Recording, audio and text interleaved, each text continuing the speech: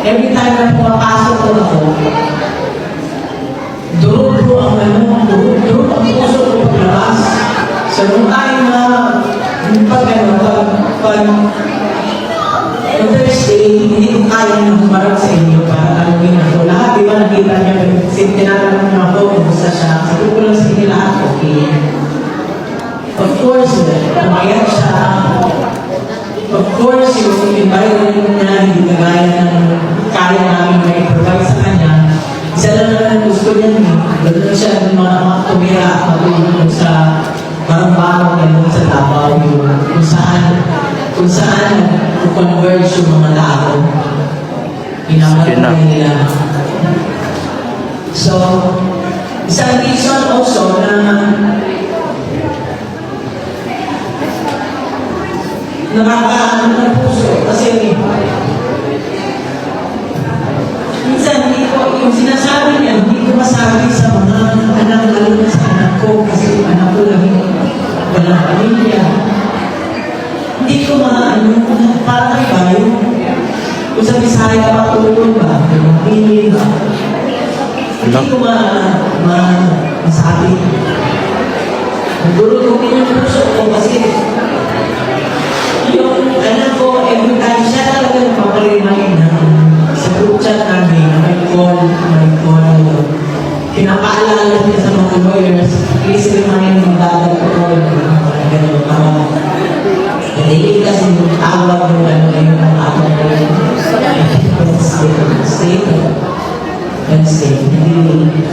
Thursday pa na siya. So, follow up siya ng follow up. Sabi na, hindi pa tumatawag siya. Ang dala kung bakit niya.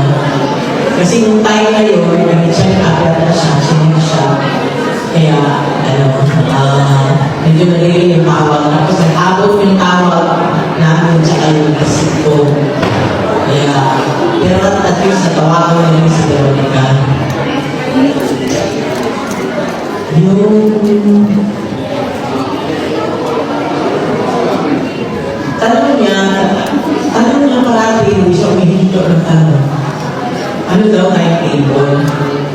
So ako, hindi ko naman makasagot. Tapos bawal na kami mag-discuss doon about sa case. Sabi ko, kaya ginagawa ko, paglamas ko dito, tawagan mo si Nick, yung lawyer.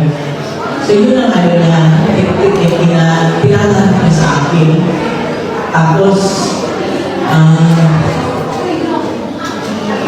Selma, ang dami mong ano? pagka nag-aaral ko sa group chat ng mga lawyers, sinasabihan ko, wala namang ano yan eh. Wala namang ano yan, walang 80 years old na yan. Yung team, 80 years old, may 100 years pa. Diba? Gusto lang sana namin siya na pag-tayo sa sarili ng pangalan. Yun ang talaga ano.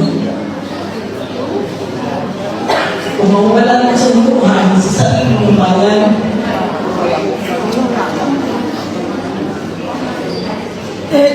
Pero masakit kasi, napakasakit kasi alam niyo ba, noong mayor na siya, yung nakaupo ngayon, si BBM, yan lahat na sila eh. Doon nga sa TV program na ikan sa masa. Humingi pa siya ng tulong para magka-endorse na senador. Tapos, grabe Pero thank you. tumakbo siya ng presidente, grabe pa yan para gusto niya maging si presidente. Tapos, naging presidente siya, alam mo ba, ako bilang kasama niya, ako natakot ako, sabi ko, bakit mo isugal yung presidency mo para ipagpanitin yung senior doon sa Roy. Sus. lahat bigla ng kanya, sabi niya, wala namang ano eh. Ang isang requirement lang para makakuha Pwede kayang umalis kung ayaw niyo. is para kahit kung sundalo ka, kung sundalo ka, hindi na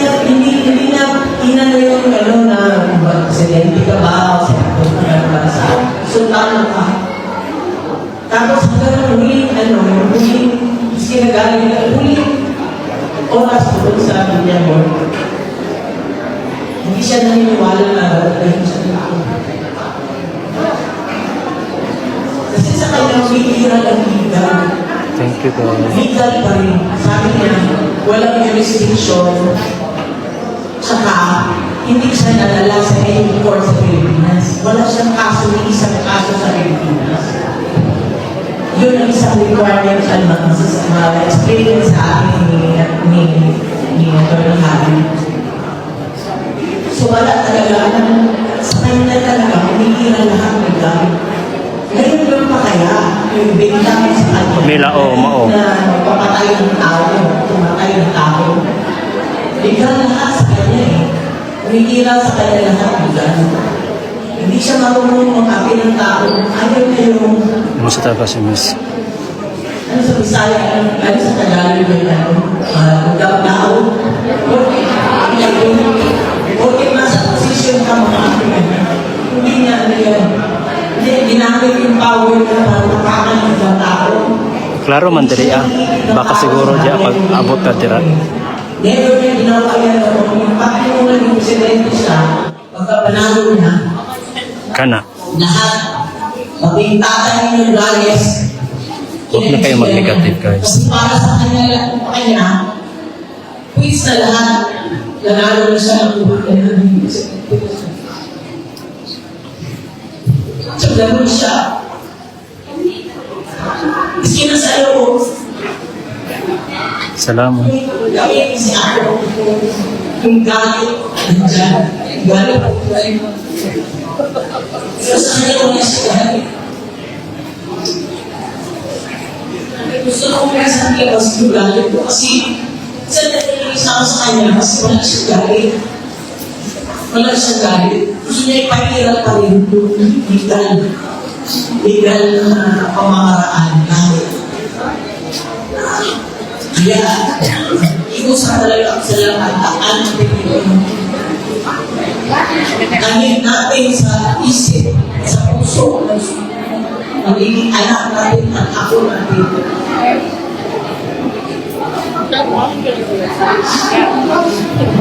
Never another Marcos. Yes! Another Marcos.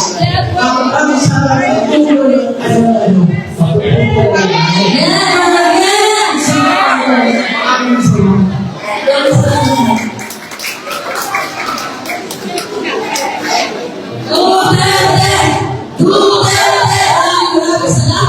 Pero lahat tayo malungkot,